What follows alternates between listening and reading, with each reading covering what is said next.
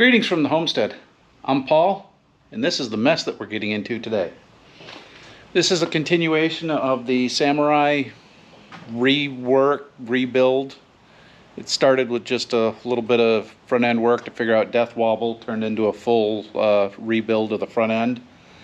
I'm hoping we don't have to do that on the rear, but we do need to reconfigure it because she's got a heck of a rake to her right now. So we want to take some of that rake out because, well, we dropped the front end 5 1/4 inches. So we're going to do about the same on the rear, as well as re-gear.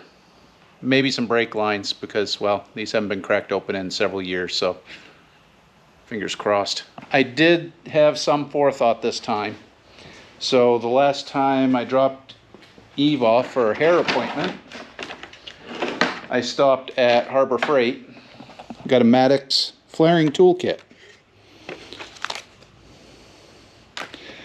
In the house right now that I haven't brought out, I also have 25 feet of non-metallic nickel cadmium, I think it is, brake lines, as well as the fittings for it.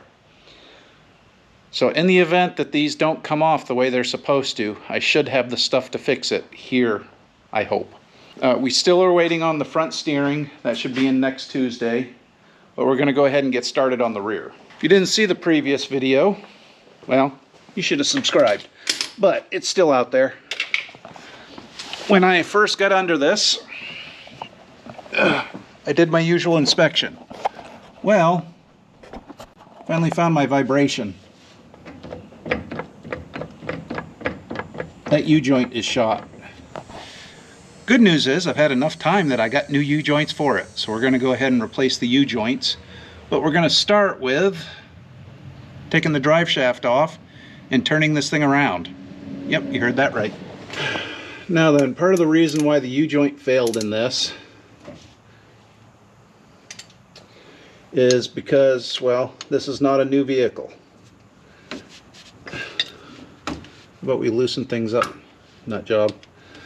Second is, I apparently didn't grease it either, because I just see there's a grease fitting here.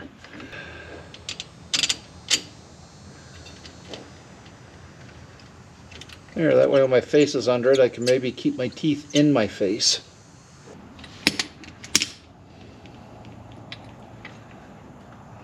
Oh, well, that wasn't coming off, now was it?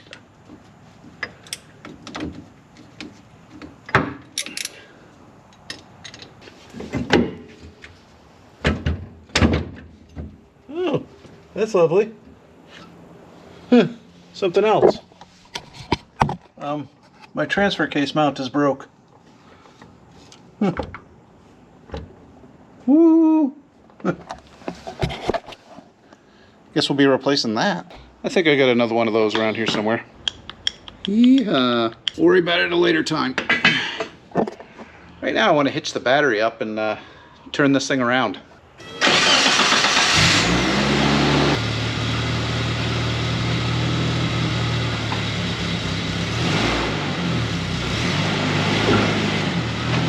I like the front, I like the new gearing.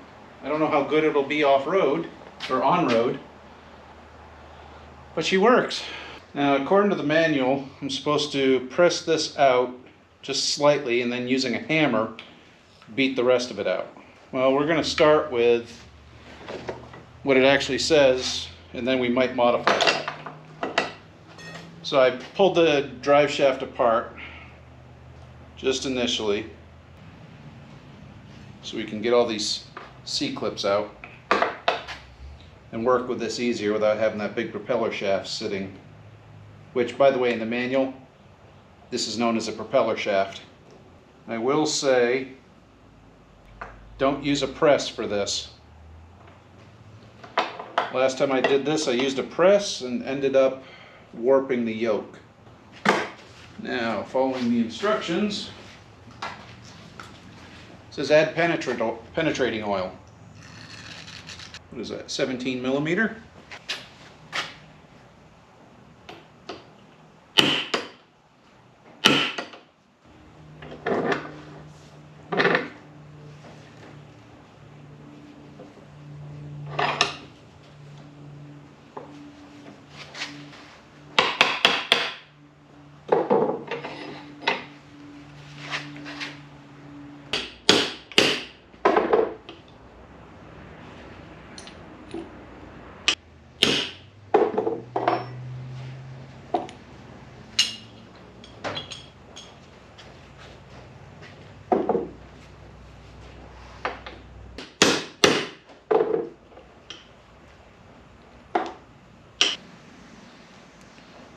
Yeah, I don't know if you can see that, but there is no bearings left in either of those, and if they are, they're welded in there. Now, the reason I think this failed is two-part. One, my fault on the suspension. I believe that the suspension was just flexing too much and going beyond what the drive shaft could handle. Let the fun begin. Yep, should be good. All right, we can throw this away now. Throw it in the scrap bin.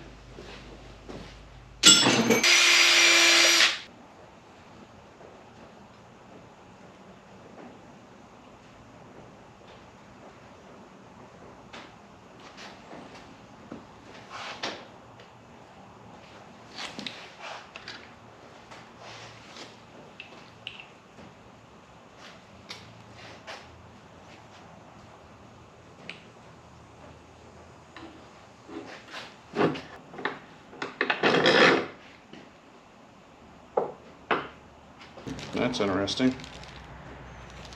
Got these types instead. Great! Oh, I really don't like that style.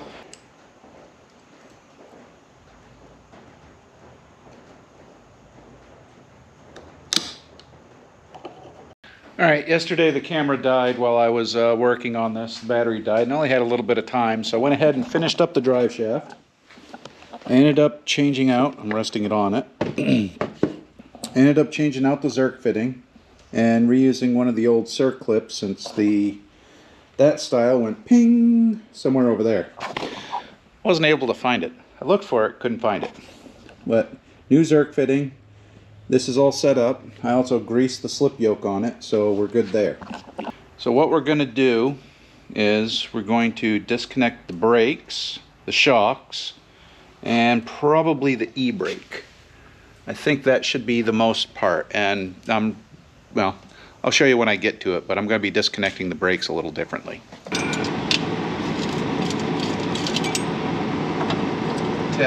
yep. That's what I was afraid of. Don't know if this is going to survive this or not. Actually, let me try this other one. Yep, okay. That one works. Here we go. Oh, don't go in there. I want you back. Alright. Now with that out of the way, I need to go around to the back of the vehicle real quick. This is the brake line I didn't take off. Let's see if this will... there we go. We got it. There we go.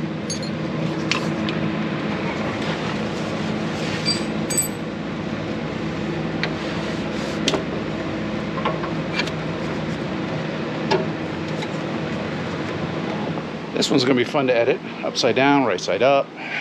What I did right here, I took this line and disconnected it from the axle. I took the axle line here, disconnected it from here, and then just looped it around back on itself. If you're asking why I did that, then it's obvious you've never had to try to bleed a master cylinder before.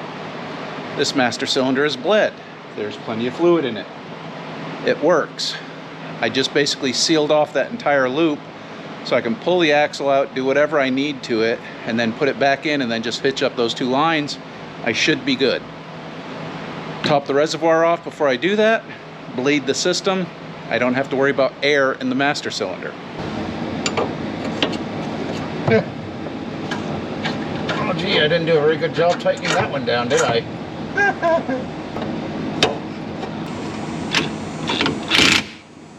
Wrong way. Smooth operator. There we go. Good. Oh, lost that one. Oh, so that one. Hey, I'm doing this upside down. Sue me.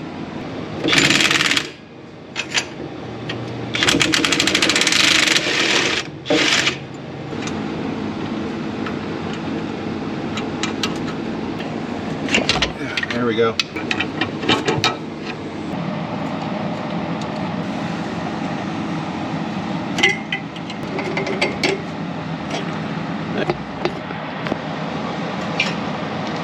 Ready to start jacking it up, and for reference, I've got a block of wood behind the tire, cinder block in front of the tire. Then on the other side, I've got it the other way around. So the front tires are chalked, it's in gear, in four-wheel drive, because, well, parking brake ain't gonna work.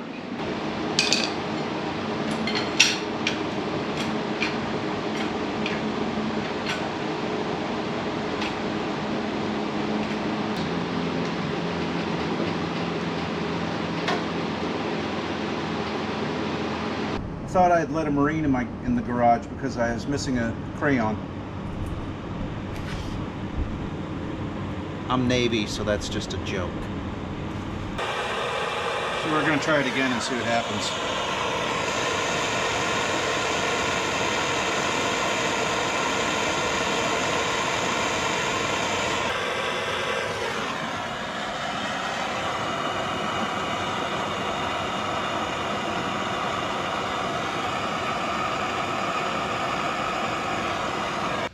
Well, let's see how this works.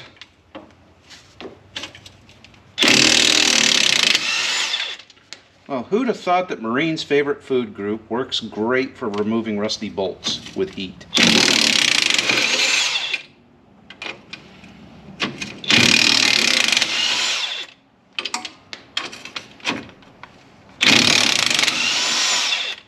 All right, toes clear, toes clear.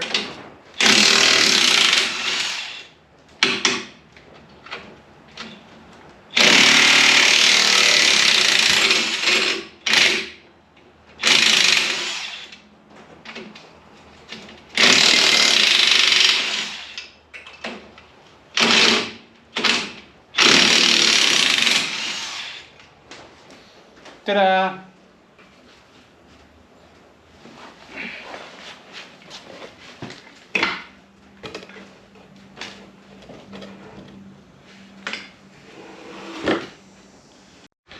Now to strip some key components off this.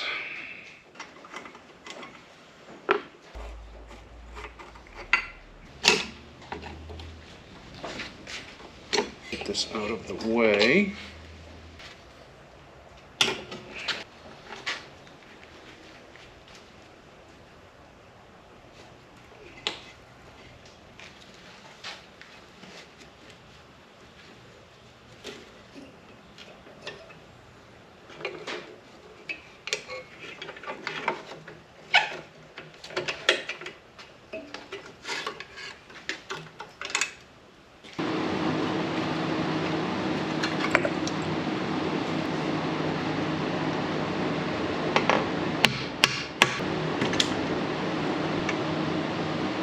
Good, good, good, good, good. Now when I flip it up on the other hand, you should hear glug, glug, glug. Ooh, yep. Yeah, she might have been a little warm at one time. At least there's no water. That's a good sign.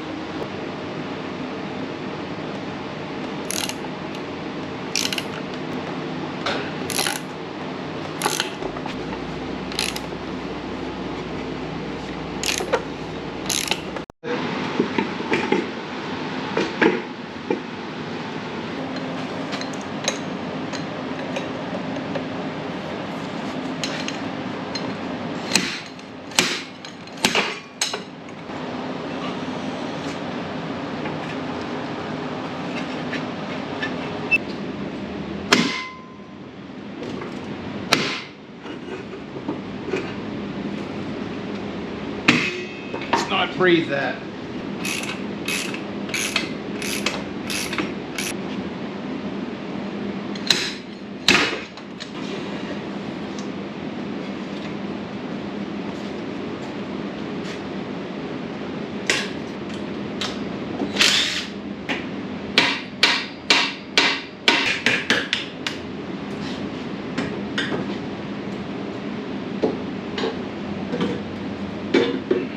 Uh-oh. So we got the third member out. That looks like, yeah, that's just, see bits of, yeah, that's RTV. The reason I'm looking carefully, which one of these is not like the other? Additionally, that is almost completely backed out. And that one, yep, that one's sheared off. The plot thickens. So I don't know where the head or the other clip is. I don't see it in there, I don't see it in here. But anyhow, we gotta change this out anyway, so we gotta strip all this down. Good news is, look, we got spare parts on this one. All kinds of spare parts. Bolts, hardware, everything. That's the axle housing stripped down. We are gonna have to address a couple things. The shock mounts, those need to go in a different location. We got that out. I did a separate video on setting up gears, so we'll probably just do it the easy way, you know, the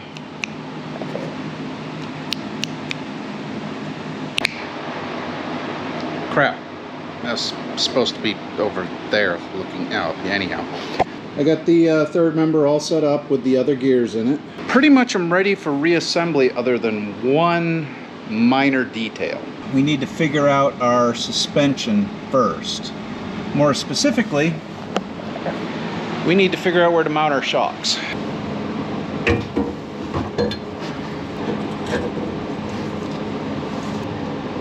Yeah, I got a little axle wrap there. And I've got 8. Alright, I'll be back. I gotta think about this a little bit. So I got the tire just sitting in there. I don't think with this, I don't think I am fully at my set height. I think I'm about 2 inches too high still. What I'm probably going to have to do is modify the shocks after I get the axle mounted.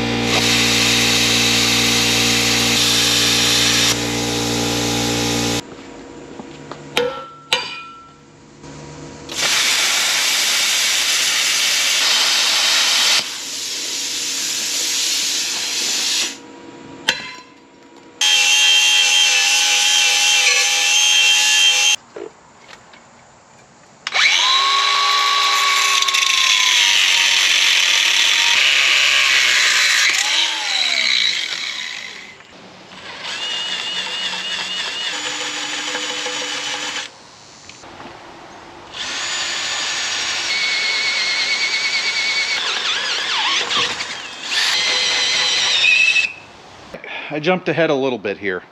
I went ahead and cleaned everything up, spray painted it, and then get it set up on this contraption here. I'm going to be spraying this out with a liberal amount of brake clean because, well,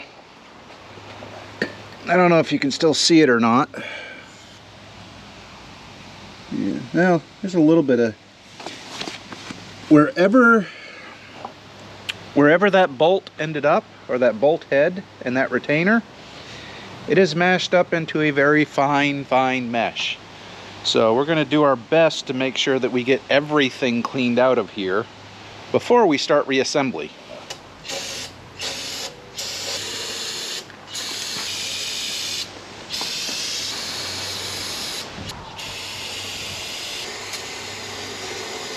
I was in the middle of doing the final cleanup on this, and I broke out something that might be of interest to people.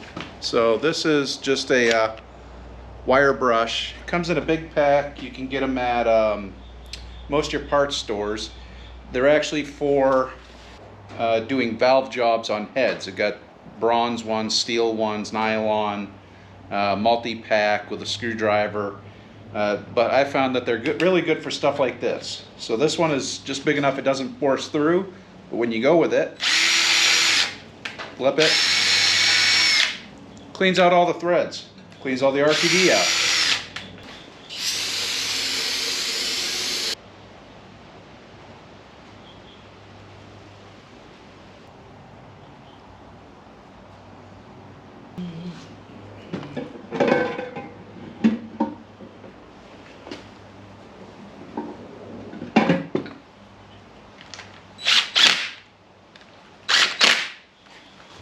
She's just ratcheted on there. She's not on there really tight.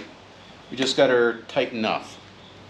I'm going to let this set for a little bit, let that cure up, and then we're going to do the final torque on this just before we go ahead and slide it back into the chassis. We're not going to worry about any of the other accoutrements until we have this back underneath. 13.5 to 20 foot-pounds. I'm at 20.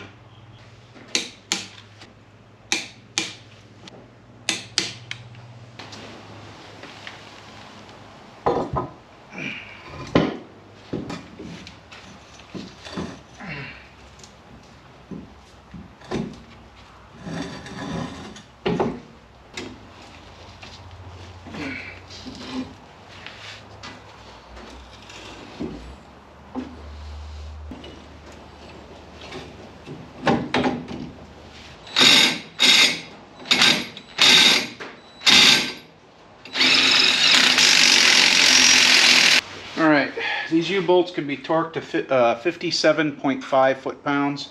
I'm going to 57.5, yeah, I'm going to 56. Because I don't have a torque wrench that reads in 0.5.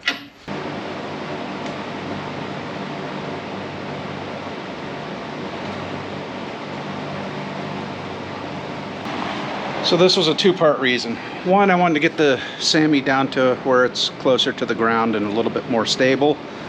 But I also wanted to check the clearance here. So, because that axle is going to move further back when we do this, I need to jack that back up and move that bracket over a little. So what I'm thinking of doing is cutting it off here and then just welding it to that lip right there. Now then, my clearance is going to be minimum, but that bracket should move if it runs into the gas tank. It's going to be awful close regardless. Awful close. From here out, it should be just assembly. I got to do a little bit of cleaning around the flanges and whatnot, parts before they go in. But we should be ready to put the rest of it together and actually put it on all fours and see how it looks. I don't think there's any further fabrication I need to do. I don't think. I've been wrong before.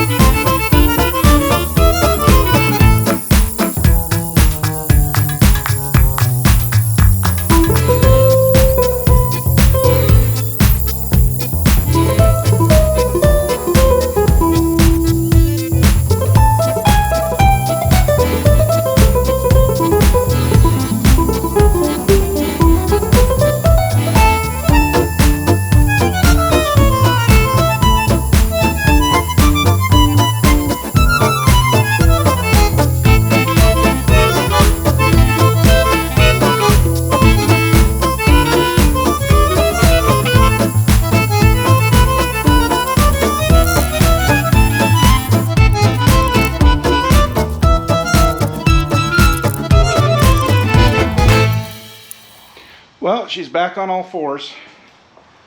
Now I need to finish putting the propeller shafts in, or drive shafts as they're also known. The book calls them propeller shafts. Need to clearance this here a little bit.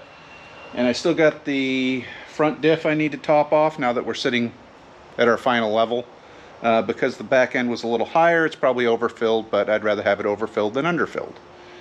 Other than that, I think we need to pull out, test the brakes, clean up so that I can actually lay on the floor and not be laying in welding slag and plasma runoff. So give me a few minutes and pull this out and get get a quick cleanup in here and then we can continue.